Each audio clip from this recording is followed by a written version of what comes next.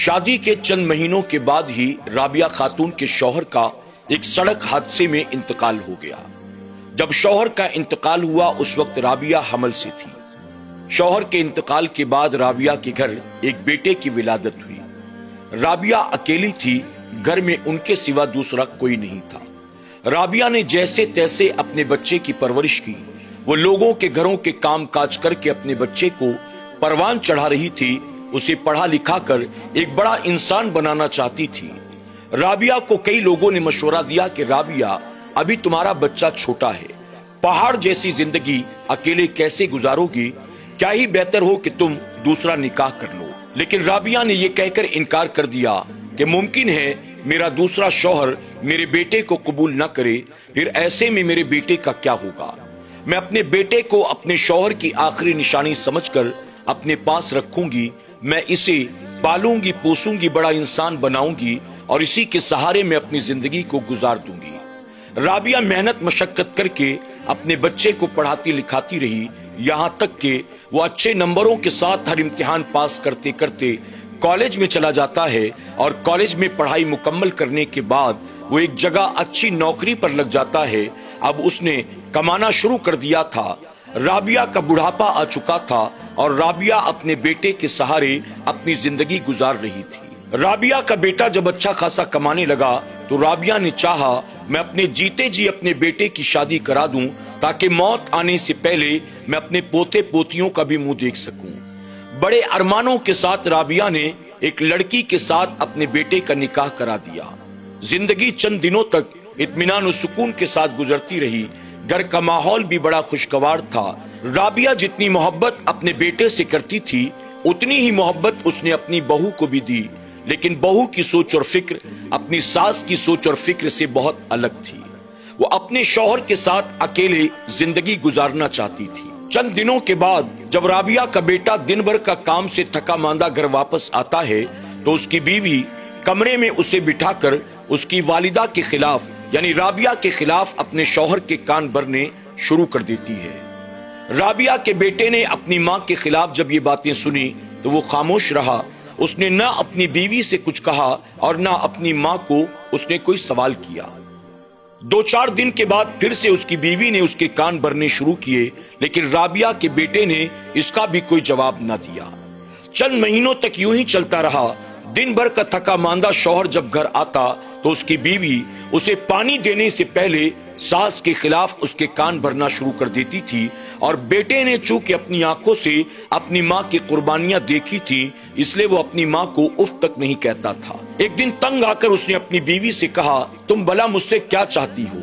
मैं तुम्हारी खातिर अपनी माँ पर क्या हाथ उठाऊं? मैं तुम्हारी खातिर अपनी माँ से क्या झगड़े करूं? क्या तुम्हारी खातिर मैं अपनी माँ को घर से धक्के मार कर बाहर निकाल दूं? अगर तुम मुझसे ये उम्मीद लगाए बैठी हो तो भूल जाओ, मैं अपनी माँ के साथ ऐसा कुछ भी नहीं करूंगा। दूसरी सुबह जब राबिया का बेटा अपने काम पर चला गया, उसकी बीवी ने उसे फोन करके कहा, मैंने इतने महीनों तक बर्दाश्त किया लेकिन तुम्हें ऐसा लगता है मेरी कोई जरूरत नहीं है। तुम सिर्फ अपनी वालिदा से मोहब्बत करते हो। मैं तुम्हारे साथ रहूं न रहूं, मैं खुश हूं कि किसी तरह की तकलीफ में हूं, इससे तुम्हें कोई फर्क नहीं पड़ता। तो ठीक है, अपनी जिंदगी अपनी माँ के साथ गुजार लो। मैं मायके जा रही हूं। अब या तो उस घर में तुम्हारी माँ रहेगी या तो मैं। अब उस घर में जब तक तुम्हारी माँ मौजूद है मैं उस घर में कदम नहीं रखूंगी। ये कहकर उसकी बीवी अपने मायके चली गई।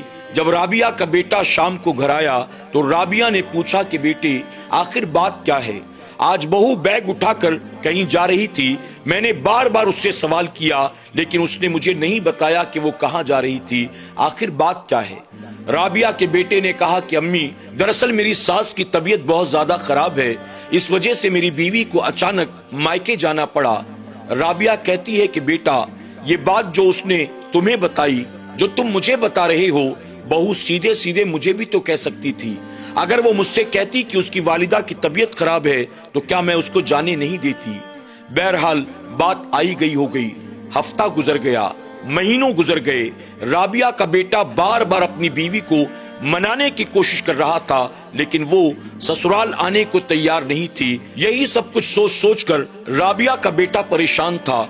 نہ اس کا کام میں دل لگتا تھا، نہ کھانے پینے میں دل لگتا تھا، نہ گھر میں دل لگتا تھا۔ اسے پریشان دیکھ کر اس کے دوستوں نے اسے مشورہ دیا کہ تم خامخواہ میں پریشان ہو، کیا تمہیں معلوم نہیں ہے آج بڑے بڑے شہروں میں اولڈ ایج ہوم بنے ہوئے ہیں، وردھا آشرم بنے ہوئے ہیں جہاں پر تمام بزرگ حضرات رہتے ہیں۔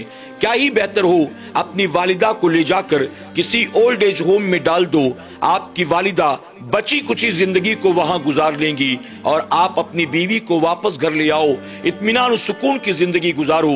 رابعہ کے بیٹے نے اپنے دوستوں کے مشورے کو سنا، اس کو کچھ اچھا محسوس ہوا۔ رات جب گھر واپس آیا، رابعہ نے دسترخوان لگایا۔ بیٹا ماں کے ساتھ دسترخوان پر بیٹھتا ہے تو کہتا ہے امی ایک بات کہوں، آپ ناراض تو نہیں ہوں گی؟ رابعہ نے کہا بتاؤ کیا بات ہے بیٹا؟ رابعہ خاتون کا بیٹا کہنے لگا ماں دراصل بات یہ ہے کہ میری بیوی کسی کی بیماری کی وجہ سے مائکے نہیں گئی ہے، بلکہ آپ سے تنگ آ کر، آپ سے ناراضگی کی وجہ سے وہ مائکے گئی ہے۔ میں نے اس کو بہت سمجھانے بجھانے کی کوشش کی لیکن وہ ماننے کو تیار نہیں ہے۔ وہ کہتی ہے کہ اب یا تو اس گھر میں آپ رہیں گی یا تو وہ رہے گی۔ ماں میں کیا کروں مجھے سمجھ میں نہیں آتا، بس یہی سوچ سوچ کر میں پریشان ہوں۔ میں نے اپنی بیوی کو بار بار سمجھانے اور منانے کی کوشش کی لیکن وہ آنے کو تیار نہیں ہے۔ میری پریشانی کو دیکھ کر میرے دوستوں نے مجھے مشورہ دیا کہ امی بڑے بڑے شہروں میں اولڈ ایج ہوم ہوتا ہے، وردھا آشرم ہوتا ہے جہاں سارے بوڑھے اور بزرگ حضرات رہتے ہیں، میں آپ کو لے جا کر وہاں پہنچا دوں، وہاں آپ کے ہم عمر لوگ ہوں گے، آپ کا وہاں دل لگ جائے گا اور وہاں پر ہر ایک کی اچھی طرح سے خدمت بھی کی جاتی ہے، وقت پر دوائیاں بھی دی جاتی ہیں، ٹیسٹ اور چیک اپ بھی ہوتے رہتے ہیں اور گھر والے بھی وقتاً فوقتاً ملاقات کے لیے آ جا سکتے ہیں۔ امی اگر آپ کسی وردھا آشرم میں جانے کے لیے تیار ہوں تو آپ مجھے بتا دیں، میں آپ کو پہنچا دیتا ہوں تاکہ میری بیوی گھر واپس آ جائے۔ اللہ اکبر! اپنے جوان بیٹے کی زبان سے جب رابعہ خاتون نے یہ سنا، آپ ذرا سوچیں کیا حال ہوا ہوگا رابعہ خاتون کا۔ رابعہ خاتون جس گھر میں ڈولی پر سوار ہو کر آئی تھی، جس گھر میں دلہن کا جوڑا پہن کر آئی تھی، جس گھر میں وہ ماں بنی تھی، جس گھر میں اپنے بچے کی انگلی پکڑ کر اس نے بچے کو چلنا سکھایا تھا، جو گھر بچے کی کلکاریوں سے گونجا تھا، آج رابعہ خاتون کو اس کا اپنا جوان بیٹا اسی گھر سے نکالنے کی بات کر رہا ہے۔ لیکن ناظرین، ماں تو ماں ہوتی ہے نا، ماں اپنے اوپر آنے والی ہر تکلیف کو برداشت کر سکتی ہے لیکن اولاد کی تکلیف کو وہ دیکھنا بھی گوارا نہیں کرتی۔ رابعہ خاتون نے اپنی آنکھوں سے بہنے والے آنسوؤں کو روک لیا اور اپنے بیٹے سے مسکرا کر کہتی ہے بیٹا تو نے مجھے پہلے کیوں نہیں بتایا؟ بیٹا تیری خوشی کے لیے میں ہر طرح کی قربانی دینے کو تیار ہوں، تو ابھی کھانا کھا لے، مجھے لے چل، ابھی کسی اولڈ ایج ہوم میں ڈال دے، میں خوشی خوشی جانے کو تیار ہوں۔ میرے بیٹے مجھے تجھ سے کوئی شکایت نہیں ہے۔ رابعہ خاتون کے بیٹے نے جب اپنی ماں کا یہ جواب سنا وہ مطمئن ہو گیا کہ مجھے ماں کے ساتھ زبردستی نہیں کرنا بلکہ ماں خود خوشی خوشی جانے کو تیار ہے۔ اس نے کہا ماں کل صبح کام پر جاتے وقت میں تجھے اولڈ ایج ہوم میں پہنچا دوں گا۔ دوسری صبح رابعہ خاتون کے بیٹے نے اپنی ماں کو ساتھ لیا، اولڈ ایج ہوم میں پہنچا دیا۔ فوراً دفتر پہنچ کر بیوی کو کال کیا۔ بیوی نے خوشی خوشی کہا جیسے خود سے گئی تھی ویسے خود سے واپس آ جاؤں گی، تمہیں میری فکر کرنے کی ضرورت نہیں ہے۔ شام ہوتے ہوتے بیوی گھر واپس آ گئی۔ شام کو رابعہ خاتون کا بیٹا گھر آتا ہے۔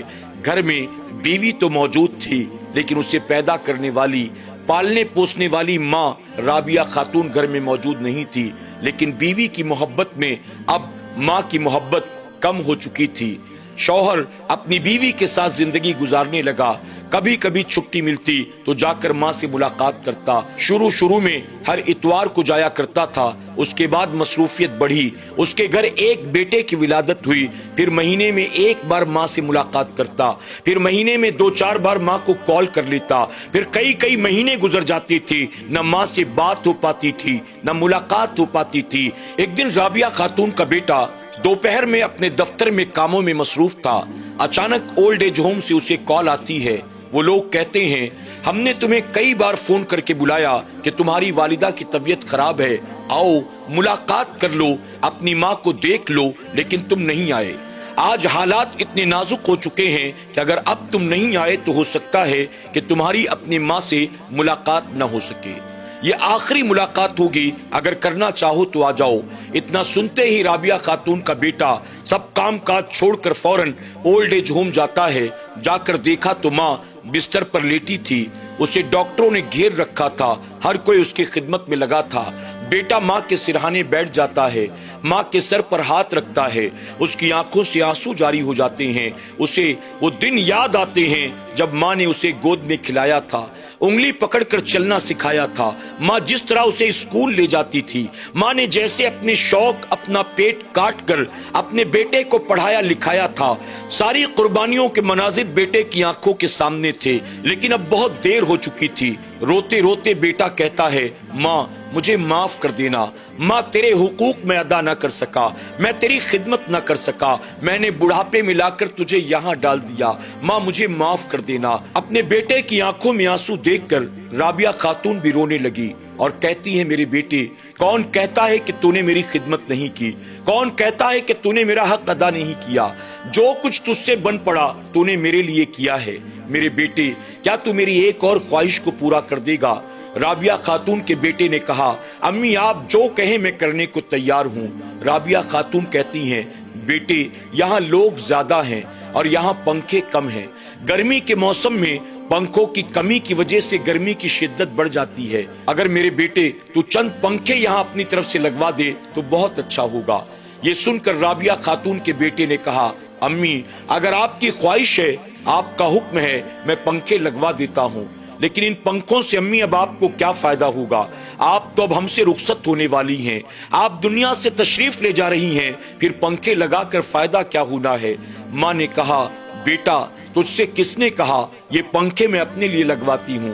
میرے بیٹے یہ پنکھے تو میں اس دن کے لیے لگواتی ہوں جب تو بوڑھا ہو جائے گا، تیرے بیٹے کی شادی ہوگی اور تیرا بیٹا اپنی بیوی کے کہنے پر تجھے گھر سے نکالے گا اور یہاں لا کر ڈال دے گا. اس وقت میرے بیٹے جب گرمی کا موسم آئے گا تو پنکھوں کی کمی کی وجہ سے گرمی کی شدت بڑھ جائے گی اور اس کی وجہ سے تجھے تکلیف ہوگی. میرے بیٹے میں پنکھے اپنے لیے نہیں لگواتی ہوں، میں پنکھے اس دن کے لیے لگواتی ہوں جب تجھے تیرا جوان بیٹا لا کر یہاں ڈال دے گا. اللہ اکبر. ماں کی زبان سے جملے سنتے ہی بیٹے کو اپنی غلطی کا احساس ہو چکا تھا، لیکن اب بہت دیر ہو چکی تھی. اب سوائے رونے، پچھتانے اور ہاتھ ملنے کے وہ کچھ اور نہیں کر سکتا تھا. ناظرین اکرام، آپ ذرا غور کریں، آج کی اس کہانی سے سبق حاصل کریں. ماں باپ اپنی اولاد کی خاطر کتنی قربانیاں دیتے ہیں اور اولاد اپنے ماں باپ کے ساتھ کیسا سلوک کرتے ہیں. یقیناً ماں باپ اللہ کی بڑی عظیم نعمت کا نام ہے. ہمیں اور آپ کو چاہیے اپنے ماں باپ کا احترام کریں، ان کی خدمت کریں، ان کا حق ادا کر کے انہیں راضی کرنے کی کوشش کریں. اللہ اپنے محبوب پاک کے صدقے ایسی کہانیوں سے ہمیں آپ کو سب کو سبق حاصل کرنے اور اپنی زندگیوں کو بدلنے کی توفیق عطا کرے. آمین یا رب العالمین.